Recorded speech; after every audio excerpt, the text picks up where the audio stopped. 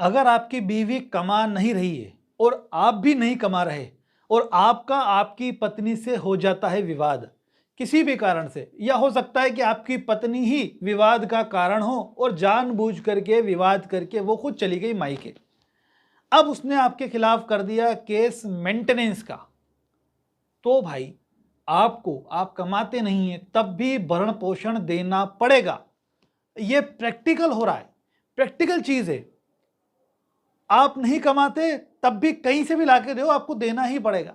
और दूसरी तरफ बिहार का एक सुमित कुमार अपनी वाइफ ममता को CISF के अंदर SI की रैंक दिलवाता है। उसका कहना यह है, मैंने वायरल वीडियो में देखा कि उसने अपनी बीवी को पढ़ाने की इच्छा पर कहा कि ठीक है तुम तैयारी करो, पढ़ाई करो, और सपोर्ट किया पूरी तरह से, हर प्रकार से सपोर्ट किया उसने। जाहिर सी बात है वो मना कर सकता था, वो उसको काम काज में लगा सकता था, लेकिन उसने सपोर्ट किया।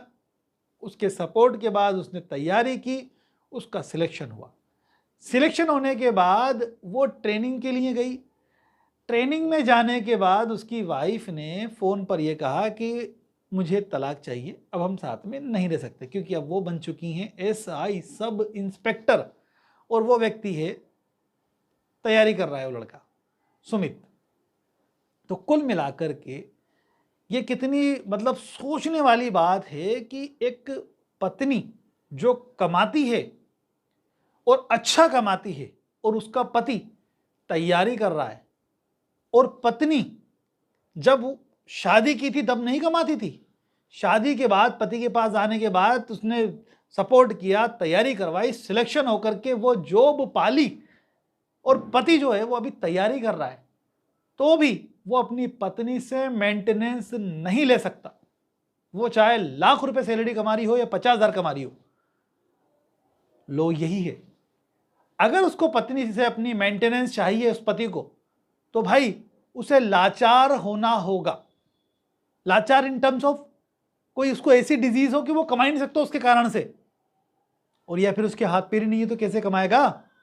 उस कंडीशन में मेंटेनेंस ले सकता है वो अपनी पत्नी से, और वो भी सेक्शन 24 हिंदू मैरिज एक्ट 1955 के तहत।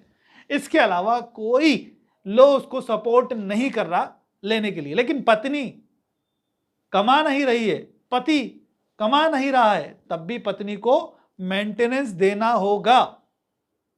ये लो है। सोचने की जरूरत है यहां पर न्यायालयों को, इस कानून में मॉडिफिकेशन की जरूरत है कि जब पत्नी मायके जाकर के बैठ जा रही है और उसके पास डिग्री है कि वो कर सकती है कमाई, अरे उसने BA किया हुआ है, उसने MA किया हुआ है, उसने कोई अन्य डिग्री की हुई है, उसके बाद भी तुम मेंटेनेंस ले रही हो, तो भाई आदत तो खराब होगी। लड़कियों को कोर्ट इस तरह से देता है खर्चा, आप सोच भी नहीं सकते कि भाई जाते ही विदिन 60 डेज, रिप्लाई के विदिन 60, अपीयरेंस के विदिन 60 डेज मेंटेनेंस देना शुरू कर दो वाइफ को। चाहे आप नहीं कमाते हो, कहीं से भी लेके आओ, नहीं देते हो तो जेल जाना ही होगा तुम्हें। कहीं ना कहीं इस पे विचार करने की जरूरत है। भाई कमा सकती है ना, वो पढ़ी लिखी है, वो आज की तारीख में जब उसने ग्रेजुएशन किया हुआ है, ग्रेजुएशन करने वाला कुछ तो कर ही सकता है यार लाइफ के अंदर, अगर करना चाहे तो। अरे भाई जो अनपढ़ है ना वो भी कुछ तो कर ही सकता है। जानबूझ के नहीं कमाना और मेंटेनेंस देना है मंथली। तो ये जो है विवाद के बहुत बड़े कारण हैं आज की तारीख में। अब सुनो, जो बंदा है जिसका वीडियो मैंने देखा सुमित कुमार का, उसका ये कहना है कि साहब पत्नी ने वीडियो पे फोन पे बात करती, कहती कि तू सब कुछ छोड़ करके आजा मेरे पास, तब तो तू रख सकती हूँ तुझे। यानी सिर्फ माता पिता से नहीं, उसके दोस्तों से भी कनेक्शन खत्म कर, और सारा मतलब ये एक तरीके से इनविजिबल हो जाए उस दुनिया से जिसका वो हिस्सा है, और उसकी दुनिया में आकर के वो नई दुनिया में रहे आकर के। अब वो उसके हिसाब से रहेगा, जाहिर सी बात है, उस कंडीशन पे लेके जाने को तैयार है। मैंने ऑडियो सुना उसकी वाइफ का, जिसमें वो कहता है कि सब मेरी वाइफ का ये कहना है। उसके अलावा वो कहती है कि मैंने गलत क्या किया है, किसी और के साथ सोने के अलावा और क्या गलत कर दिया। अब उस लड़के का सब सटीक आंसर था कि भाई इससे ज़्यादा गलत क्या हो सकता है। अगर यही गलत नहीं लग रहा तो फिर गलत क्या लगेगा कि तुम किसी और के साथ सो गई। कॉमन सेंस की बात है। तो कुल मिलाकर के लो ये है मेरे भाइयों, खास तौर पे हस्बैंड्स, कि अगर आपकी पत्नी ने केस किया है तो मेंटेनेंस देना ही पड़ेगा, साबित करो आप। इवन सुप्रीम कोर्ट ने तो कई जजमेंट में यह भी कह दिया है भाई कि अगर आपकी पत्नी एडल्ट्री में रह रही है तो भी मेंटेनेंस देना पड़ेगा।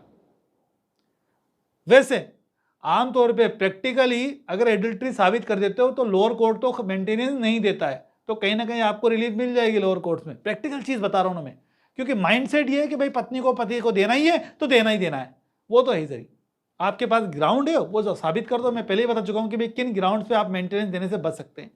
लेकिन एक पति क्या कर सकता है, सिर्फ पत्नी को लाने का केस। इस व्यक्ति ने क्या किया, पत्नी को लाने के लिए केस फाइल कर दिया कि साहब मेरी पत्नी को मैं लाना चाहता हूं।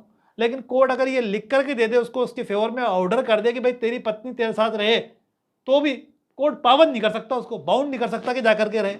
फिर भी वो नहीं माने तो नहीं माने इस बात को, और नहीं मान रही तो भाई तलाक ले ले तू। भाई नहीं मान रही, अब क्या है, कंटेम्प्ट कर रही है, ठीक है तलाक ले ले, इससे ज्यादा क्या है। तो कुल मिलाकर के जब इसने केस किया वाइफ को लाने का, तो उसकी पत्नी ने केस कर दिया इसके खिलाफ डाइवोर्स का, क्रुएल्टी के आधार पे, डिमांड के आधार पे, एलिगेशन लगा करके।